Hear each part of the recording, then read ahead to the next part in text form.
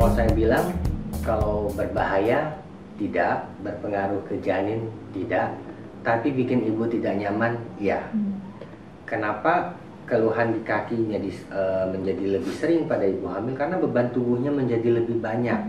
Yang tadi berat badannya hanya 50 kilo, tiba-tiba hamil jadi naik 10 kilo jadi 60 kilo. Otomatis beban tubuh ibu itu jadi lebih berat. Nah, bagian tubuh kita mana yang akan bekerja lebih berat kalau berat badan kita tambah?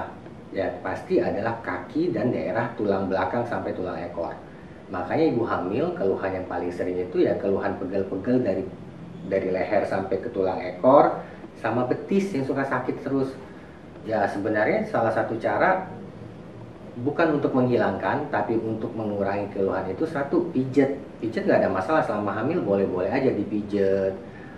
Cuma kalau untuk perut ya nggak boleh, harus membatasi memijat-mijat daerah perut. Tapi untuk daerah otot-otot tubuh bagian lain silahkan. Kemudian ibunya bisa berendam di air hangat, dikasih kayak garam-garaman dikit sambil diurut-urut. Pakai minyak gosok itu juga boleh, nggak ada masalah. Tapi orang-orang pada takut pakai minyak gosok, takut bayinya kepanasan, padahal nggak ada hubungan sama sekali. Yang terakhir, salah satu cara untuk mengurangi keluhan otot, ibunya harus olahraga. Ini mutlak. Bukan senam hamil atau yoga hamil, tapi olahraga rutin. Jadi seminggu 2-3 kali.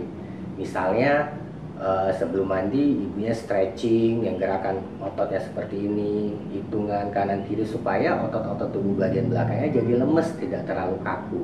Juga kakinya sering-sering digerakkan.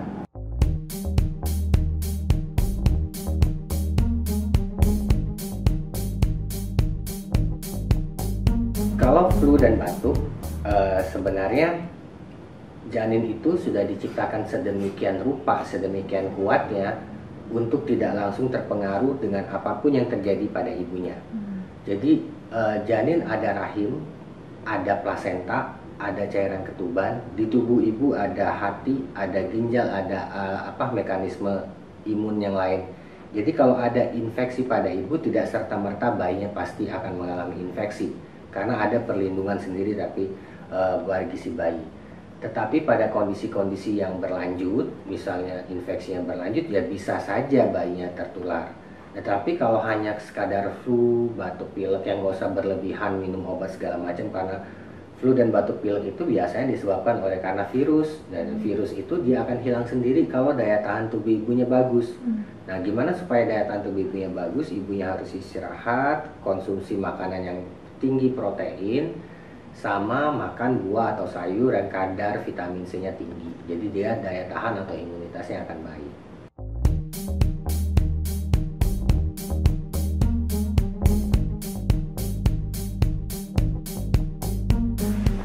Yang dikatakan morning sickness itu adalah keluhan mual muntah yang berlebihan yang terjadi pada trimester pertama, ya.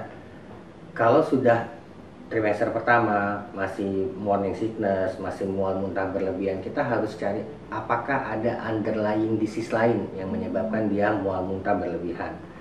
Misalnya pada kondisi ibu-ibu yang ada gangguan asam lambung atau gastritis, ini biasanya mual muntahnya akan berlanjut sampai akhir kehamilan, bisa-bisa aja. Jadi ya kalau ada underlying disease seperti itu, ya tentunya si penyakit ini harus diobatin supaya dia tidak mual muntah berlebihan. Tetapi ada aja ibu-ibu yang karena pengaruh psikis, mual muntahnya itu nggak hilang-hilang, tapi dia tidak ada penyakit. Nah, kalau yang kayak gini ya kita harus tenangkan ibunya, kasih pengertian suaminya supaya ada lebih sedikit perhatian. Jadi itu akan bisa meningkatkan perasaan nyaman pada ibu tersebut.